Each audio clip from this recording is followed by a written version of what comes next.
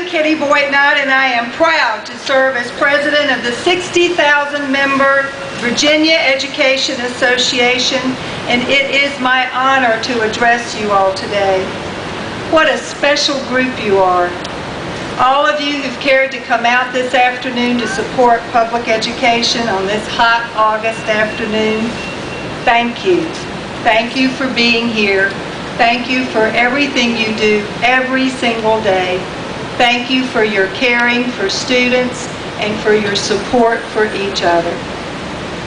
We stand in the shadow of Jefferson's Temple on the Hill, the architect of our capital and the champion of a more general diffusion of knowledge would be proud of each and every one of you. You, and Virginia's children are the reason I get up every day to stand up for public education.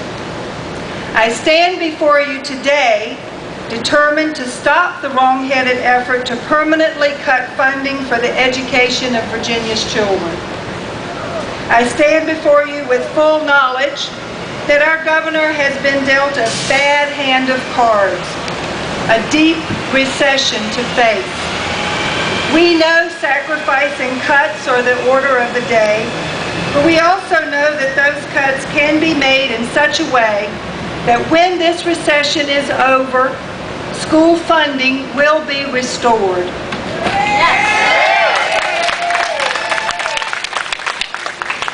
I question any cuts to public education funding in Virginia, but if they must be made, they should be temporary. No permanent cuts. Before we talk the specifics of the cuts, let's talk about where we now stand in Virginia. According to the Congressional Quarterly, Virginia is the 8th wealthiest state in the nation. And you know, the Times-Dispatch doesn't like when we talk about this, but the fact is we rank 37th in state spending per pupil. That's right, 37th. Our teacher pay ranks 30th. And the average teacher's salary as a percent of average annual pay in Virginia ranks us 50th, dead last. Given these truths, I ask you, is it time to permanently cut funding to Virginia's schools? No! We know that what is in question for next year is that we are facing cuts of $376 million. We know that what is in question for next year is state funding for about 14,400 support positions. Beyond these numbers, we know that cutting these funds will lead to larger class sizes, more paperwork heaped upon already overworked teachers, and less individual attention for every student in Virginia. We know that the support cap proposal makes a bad situation worse by imposing permanent cuts when our state already underfunds our schools. Historically, many of our localities have been making up for what the state has failed to do. But we all know that the recession has taken a terrible toll on local budgets, and many localities, especially the poor ones, cannot do what the state should be doing. After all, it is the Virginia Constitution that says, "The General Assembly shall provide for a system of free public elementary and secondary schools for all children of school age throughout the Commonwealth, and shall seek to ensure that an educational program of high quality is established and continually maintained." Continually maintained. Continually maintained. Not just when times are good. Always, all the time. Right. All right. They were clear in their meaning. Continually maintains in good times and bad times.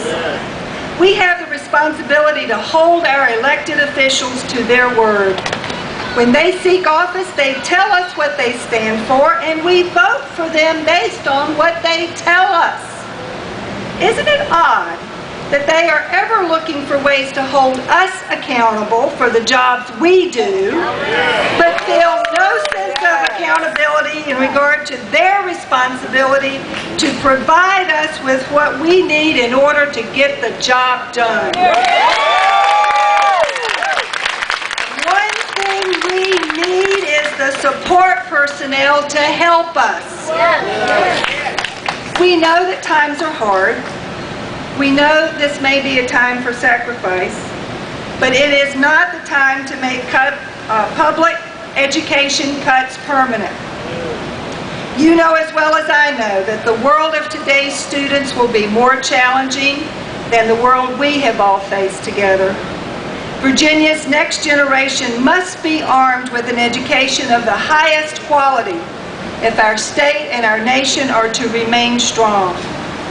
Governor, General Assembly, Board of Education, it is not too late to do the right thing. No permanent cuts. Caps hurt kids. Caps hurt kids. Caps hurt kids. Caps hurt kids. Caps hurt kids. Caps hurt kids. Caps hurt kids. Caps hurt kids. Caps hurt kids. Caps hurt kids. Caps hurt kids. Caps hurt kids. Now, I am ever so grateful that you all came out on this hot afternoon to share this experience with us, but I have an ask for you when you get back home. Get on your computer, send an email to your local legislator and tell them, they're up there in that building right now meeting, but they check their email. They need to hear from you, their constituents.